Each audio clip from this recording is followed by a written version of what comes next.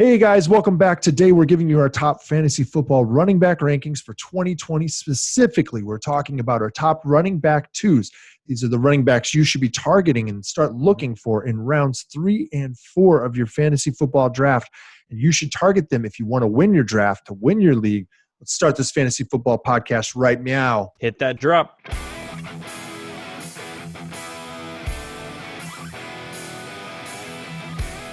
Hey, welcome to the Fantasy Football Upside. I am Justin, and that is Kyle. Hey. Thanks for dropping by our Fantasy Football Podcast and YouTube channel.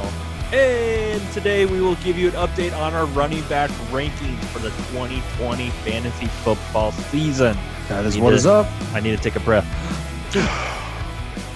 Our episodes from Monday and Tuesday of this week, we gave you 2 mock drafts, 1 PPR mock draft, and yesterday we dropped a 0.5 PPR mock draft. Those were fun, Kyle, because we did a 30-second half PPR. Yeah. Those are fun because we did 30-second clocks on those. Yeah. Definitely check those out. You can see how frantic we were. So, quick decision. We only had time. Yeah, we barely had time to talk about the actual players. We just mostly gave each other a bunch of grief. Yeah. That was mostly what we do. Right yeah. Yep. All right, guys. So make sure you go ahead and hit that subscribe button. And you know what else? Just click a like, leave a comment, do something like that, whatever it is. All right, let's go ahead and dive right in. You're here to talk about running backs. Let's go ahead and do that. All right, Justin, who do you have as we're going to go 24 through 13 today, guys. These are your RB2s. These are the guys who you're looking to aim for somewhere, maybe second, third round, somewhere like that. Some of the guys in the back of it you're hoping to catch in third, fourth round. All right, so who do you have as our RB24? These are consensus rankings. These are redraft. These are standard scoring, that sort of stuff. Yep. What do you have as our RB24?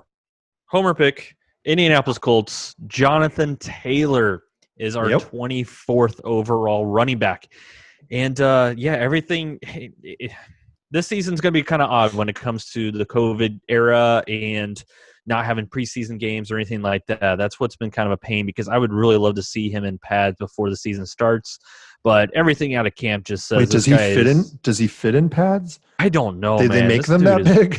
Beast mode, man. Yeah. 5'10", 225 pounds. Oh, no, he makes beast mode look small. It's insane, man. It's really insane.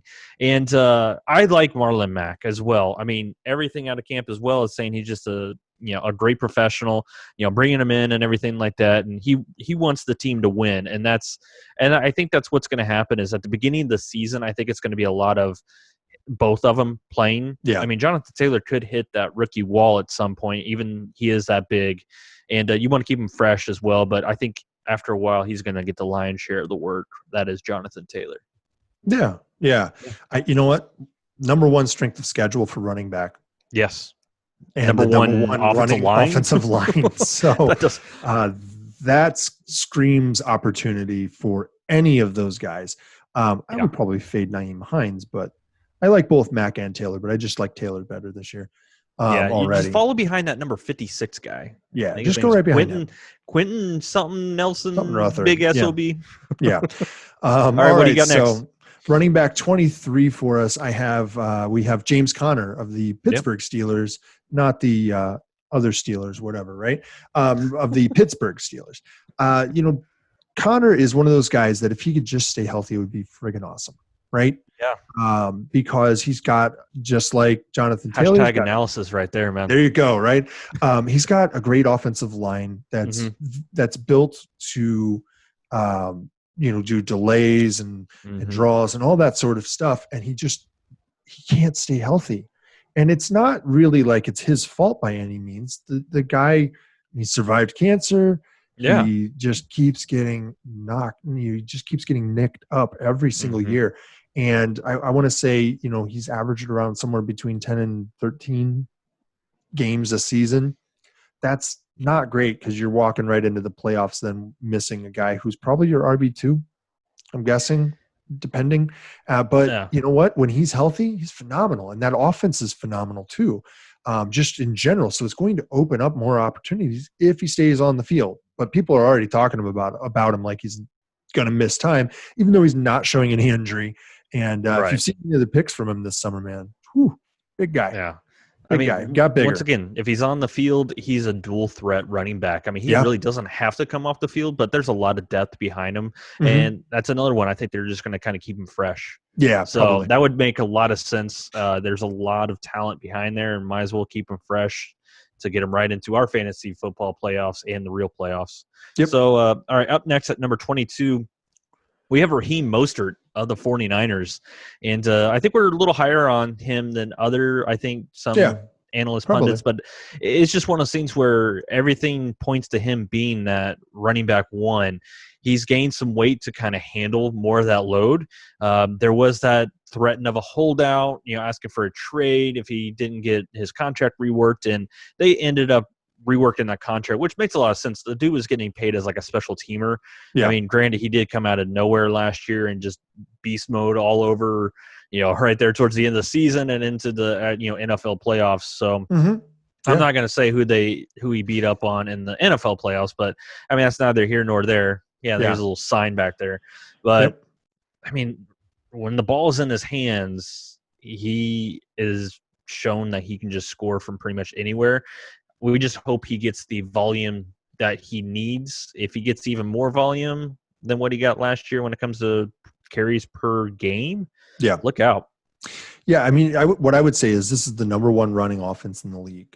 So don't forget that. If you grab him, you're potentially getting the lion's share of those carries. Yeah. And there's no reason to think that he would do anything less than he did last year with them. I really don't see him having a drop-off right now. So – yeah. All right. So at running back 21, we have David Montgomery of the Bears. The Bears. Yeah. David Montgomery is a volume guy in an offense that can't seem to get it going in any other respect. And that's really unfortunate. But it hampers him a little bit because they key on him. Defenses key on him because they know that Trubisky has not been as big of a threat. Now, the word coming out of camp is that Foles is getting the job. So they're finally starting to confirm what you and I have been saying for months now, right? That this is Foles' job, and it is Trubisky's job to try to steal. Yeah. And as a result, I think that Montgomery actually moves up the board a little bit, and that's why we've got him in the back of running back 2. Some people are looking at him as a running back 3 flex type of territory, but some people have him a little further up the board, and that's because they like the volume. Yeah. I like the volume too. I just don't like a volume at 3.1 yards per carry. I think that's just not going to cut it in the NFL. It's not going to win league games for you guys. So that's why we've got him towards the back of our RB2. I think with the volume and potentially a better quarterback, like you just mentioned with Nick Foles, I think maybe that efficiency could go up a little bit because maybe they won't key as much on him. But if you need to have him as your RB2, you're fine. If you if you can put him in your flex, you're doing great. Well, if you're drafting at the front of the first round and the back of the second round, and this is the guy who maybe falls to you, or maybe you find him in the third round somewhere, I think you're doing a great job. Like if he's the third one onto your roster. Yeah. Yep. At number 20, we have Chris Carson of Seattle Seahawks. The reason why I think we're down on him just a little bit more than some other people is we just don't know what's going on when it comes to his hip injury. He's also been out of training camp with some personal reasons. I think he's, had some, deaths in the family, which, I mean, sorry, you can't blame Chris. the guy. You can't blame the guy. Yeah. But it's also one of those things when it comes to we're talking fantasy football, we don't know what he can do yet. I mean, he's coming back from a fractured hip. So, it's all about practices coming up to the season. And we're right in the heavy part of fantasy football draft. So we don't know exactly what we're going to get out of him. So that's why I think we're fading him just a little bit. But, this could be one of those upside picks too. I mean, if this guy falls in third, fourth, who knows? Yeah, I mean, I think if you find him in the back of the third round, I think you're doing a great job. I think that the risk with him is a little higher than I like to see. And I would personally push him down the board a little bit further than at 20. And the reason for that is I think that the Seahawks, and I've said this before, I think the Seahawks aren't sure what they're doing at running back exactly either. Right. Rashad Penny's still hurt. Chris Carson appears to be still hurt. And they went and got Carlos Hyde, who last year was an RB1 and a 1,000+ yard rusher. Yeah. So it makes me think that they're really going to go with a little bit more committee approach if Carson's even lucky, in my opinion. Mm-hmm. All right, so at running back 19, we have David Johnson of the Texans. I like this, actually. I like David Johnson at 19. I think that's a huge value at 19. I could see him going somewhere around 14, 15 potentially. I wouldn't push him any higher. That's maybe a little too high possibly. But at 19, I think that's a great value. If you're in a PPR league, half PPR, that's phenomenal. They will pass the ball to him. They will. And that is his specialty. That is one of the things that he was able to do when he's healthy. He's finally healthy again. He's had a few freak injuries the last couple of years. He's off that. He's not, having problems like that anymore. This offense is definitely trying to switch into the new mold of NFL, which is more run-centric, more passes to the running back.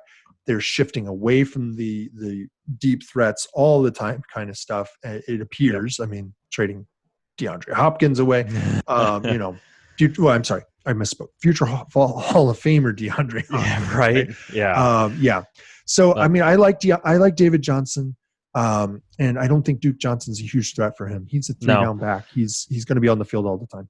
And that's what good old Billy B has said is, David Johnson's a 3-down back. They also said, he passed his physical with flying colors, so there shouldn't be any kind of restrictions. It was a wrist injury. He came back way too early for the Cardinals last year, and it kind of showed. he wanted to play for his team, but it showed out when it came to how he was really sluggish. So, when he came this back, could be some really good value. When he came back, I think they already had Drake. They did. And so at that I don't point, know why he they still knew kind of something pushed was him back. Yeah, well, he knew though then that I think he wanted. He might be able to lose his job. I think he knew he was going to lose the job if he didn't get out there. So I got you. So at number 18, we have Todd Gurley, Atlanta Falcons, and there was just actually a report that came out today. It was a dirt cutter that said, the floor is 15 touches or something like that. He said 15 to 25 is where they're gonna have touch management for him. They're gonna manage the number of touches he's having per game, and they said between 15 and 25.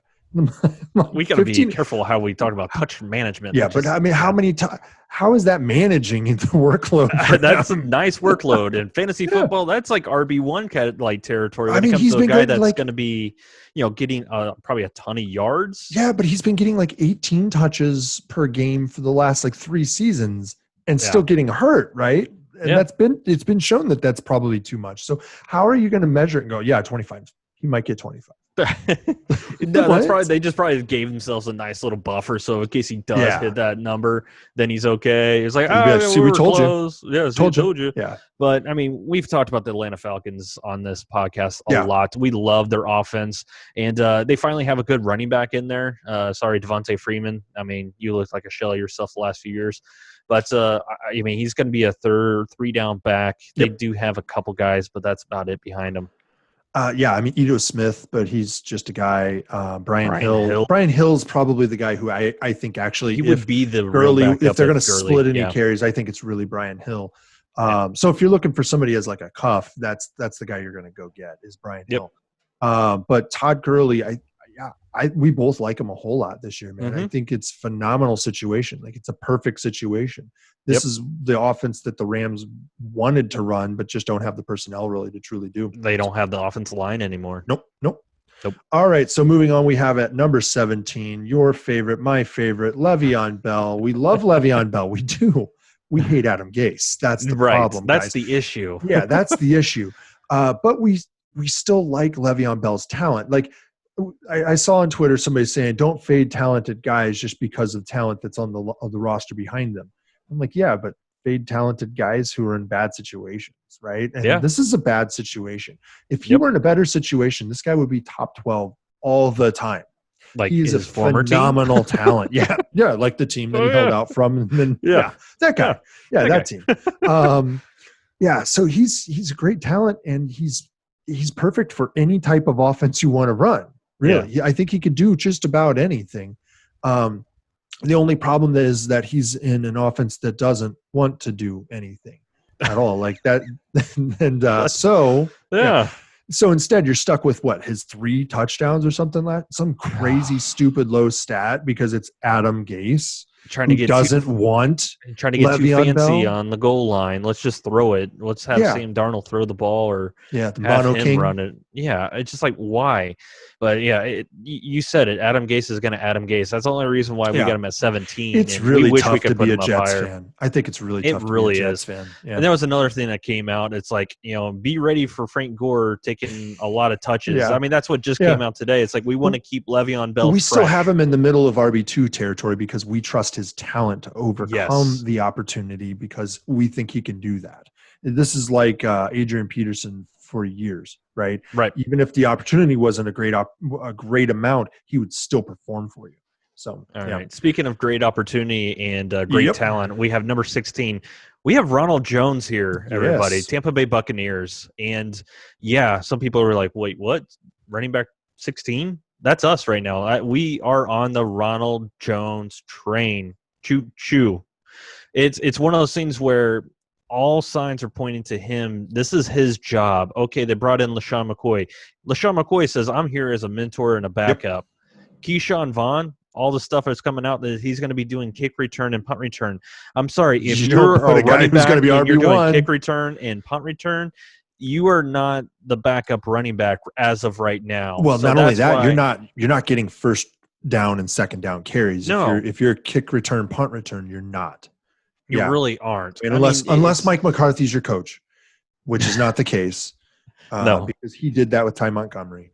But it's just, he has improved since his disappointing rookie year. He was good last year, his second year. I just think all signs are pointing to up. He's improved his pass blocking. He could still probably improve those hands a little bit. There's a video came out dropping a couple passes in practice. Hashtag Twommy won't like that, but he'll clean it up. Yeah. Well, but not only, I mean, that pass was like up here. It was and he's running in the opposite direction that the ball was actually moving. But he hit him in a bad spot, hit him right in the hands. But no, it's a terrible spot to hit him. It's a terrible spot. You've never heard that? hit him in a terrible spot, right in the hands. No, like, look, Keyshawn Vaughn is really the only threat, in my opinion, on this team for his opportunity. And the fact that he is doing what he's doing right now demonstrates that that's not a real threat. This is Ronald Jones's backfield. And the fact that Godwin has blown up the last year, I think that defenses are on notice. You better be aware of this passing game and you better plan for it. I mean, you got two really good threats in the slot and on the outside. And now guess what happens? You're going to be run on when you don't want it to happen. So, we like Ronald Jones. All right, moving on to number 15. Running back 15 for us is Austin Ekeler of the Chargers. L.A. Chargers. The L.A. Chargers. Yep. Soon to be the Las Vegas Chargers or the Omaha Chargers, something like that. I don't know, probably, because I don't see them surviving L.A. for much longer. They just can't get anybody in the stands. Like, well, they built the whole stadium even without together, COVID, they can't get in. Yeah, but that doesn't matter if you don't have butts in the seats. That's true. But anyway, Ekeler. Yeah. We would probably have Ekeler a little bit higher, maybe in the back of running back one territory, if he still had Phillip Rivers. And that's really the only knock that we have on Ekeler. I mean, he is a solid running back. We think that he can carry a little bit more than people want to give him credit for, but I've got him probably somewhere between 15 and 18 touches, but he gets everything out of those. This is like Aaron Jones, Alvin Kamara, those guys just they just hit it, right? They get it in maximize their space and they opportunity. go. Yeah. They maximize their opportunity. We would have him up near where those two guys are potentially in our rankings if he had a better QB. He doesn't have that. We don't have certainty out of this offense. They just lost Mike Williams for a little while. And so you're left with Mr. Inconsistency, Keenan Allen.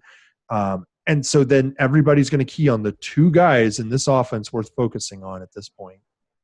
It's Keenan Allen and it's Austin Ekeler, and it's maybe who's the tight end over there? Hunter Henry. But I'm just not feeling it this year, man.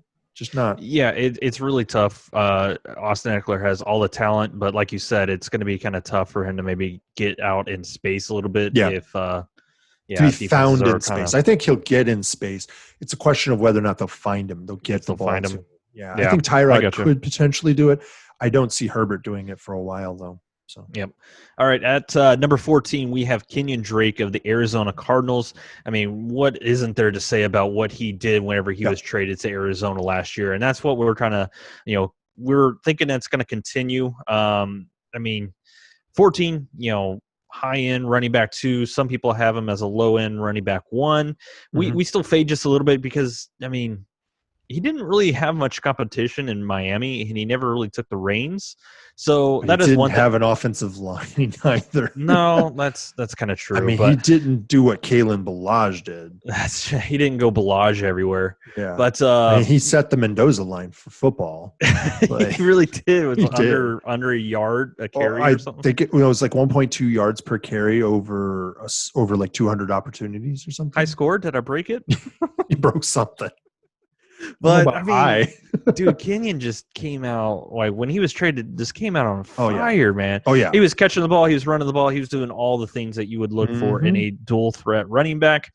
There's been some talk about Chase Edmonds, balling out in training camp and everything like that. He'll be there to spell him because it might be one of those things where Kenyan Drake's never really had the full running back 1 duties. Not only that, but it's also a Cliff Kingsbury offense. So there's going to be how many plays run per game? A lot of plays. Yeah. You want to stay like 120 plays per game or something. Right. Yeah.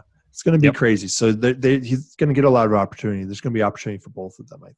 Yep. So I kind of think of like if Kerryon Johnson had ever gotten traded like 2 years ago. That's what Drake's looking at right now. Only been in the league like 2 years. Yeah. So 2 years ago. Yeah. All right. And then at our running back 13, our last one for tonight, we have Leonard Fournette of the Jaguars. Jaguars, the Jacksonville Gardner Minshews. There we go. That sounds a lot better. You know what? A lot of people don't. They're fading Fournette.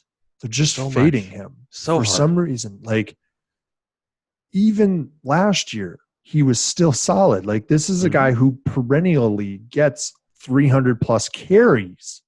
Like, and what was it? Last year he had 100 targets. Yeah. People are forgetting that. I mean, in a PPR league, he should go in the first round. Like he should go in the first round. People are worried about Chris Thompson, but that guy can't stay healthy. I mean, he's very slight. Yeah. Very slight. And you also have to remember this is a changed offense now too, because this is what's his name? Gruden's offense, Jay Gruden's offense now. Yeah. And so I think you're going to see some improvement out of this group. You're going to see more consistent style running, and you're going to see better. I think you're going to see better play out of Minshew, which was already really solid play out of a rookie who was drafted in the 6th round, like 170 something round pick. Or something like that. Yeah. And so, I think this is an opportunity where you're going to get a ton of volume. Yeah, it was like 3.2 yards per carry last year, but with a better passing game, I think that it opens up the middle of the field a little bit so that he's getting to that second level a little more often. And if he's doing that, he's going to start notching games where he's averaging 4.8, 5.2 yards per carry in a game. And those are games that he's going to put in a few TDs, which he wasn't doing last year. He's in line for a progression. That is definitely in line for a progression. And also, you can't ignore the fact that he's a contract year now. Yeah, he's playing for that next contract, and that with a different team probably. With a different team. Oh, absolutely. I mean, money talks, though, man. So money talks. He's going to be balling out to try to get that second contract. Yeah. All right, guys, that's it for tonight. We've gone through running backs 24 through 13. These are the guys, again, like I said, you got to draft these guys. You're hoping they'll sneak into 3rd and 4th round for you. But if they don't be afraid to grab these guys. There's plenty of good value here. Look for what you think is going to work for you and go after it, okay? You know what? If you want, go ahead and hit that subscribe button. Hit that bell so that you're notified every time we upload the best fantasy football podcast on the internet. You know what? We've done a few drafts recently, and if you want to see how those played out, I'm going to go ahead and put those up on the screen here, and you can check those out. Do it. So thanks for being a fan of The Upside, and we'll see you guys next time. Bye. See you guys.